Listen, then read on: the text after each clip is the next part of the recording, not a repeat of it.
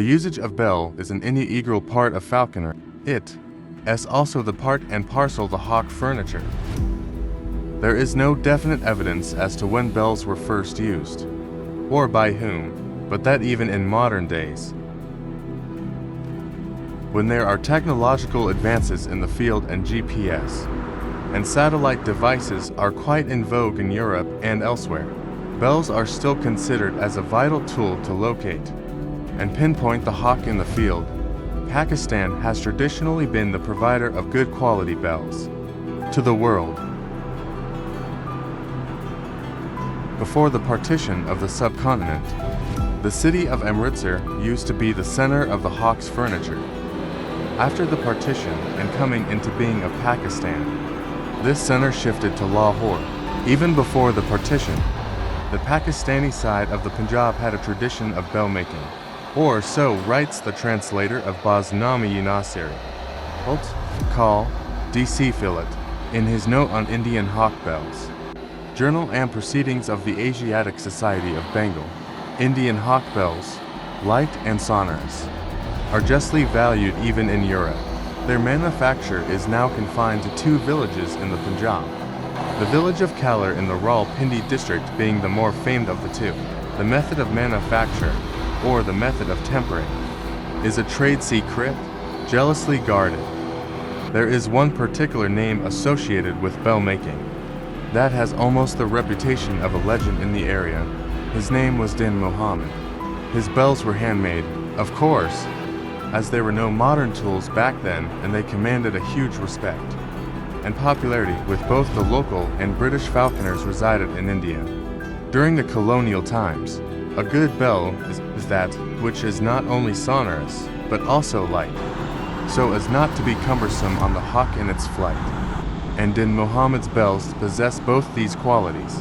What was the formula and combination of different metals Din Muhammad used is not known, but that they were the best in the market goes without saying.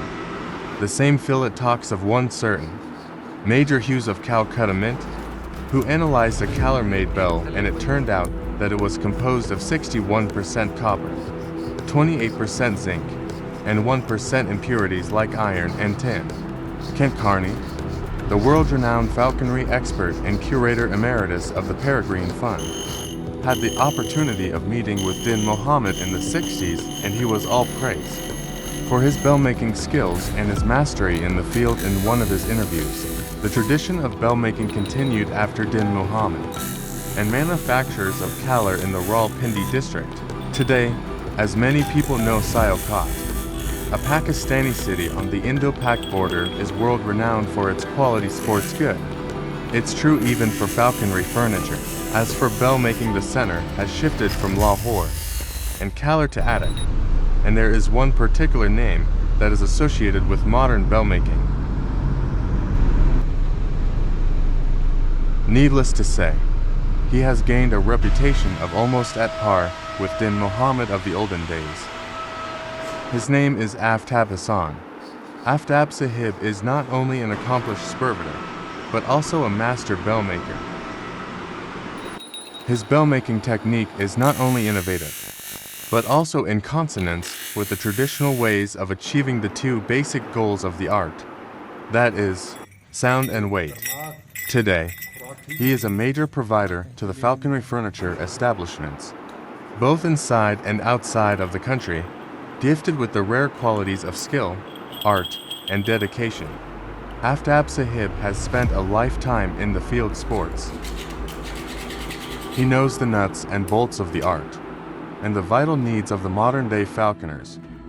A born shooter, Aftab Sahib spent his early years in gun shooting and won several medals in marksmanship tournaments in the country.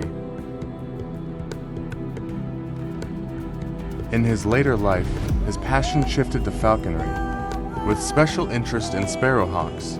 Once a falconer, he dedicated all his energies in manning his beautiful spars and making furniture for his own and fellow falconers.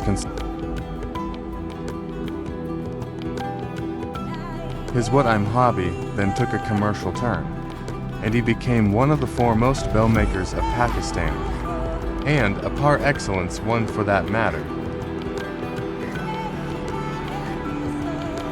It will be no exaggeration to say that no bell maker in Pakistan today can come even close to the quality he produces.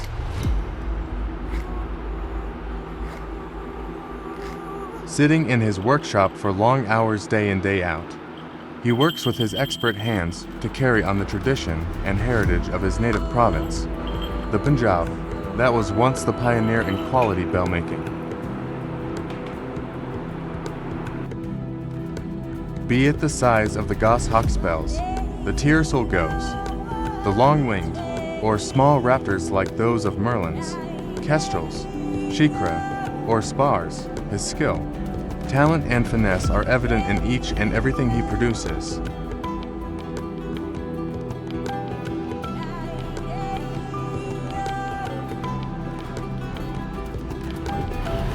What is more, his skills aren't limited to bell making only, but also traditional Pakistani jesses, hallspins, hoods, and swivels manufacturing.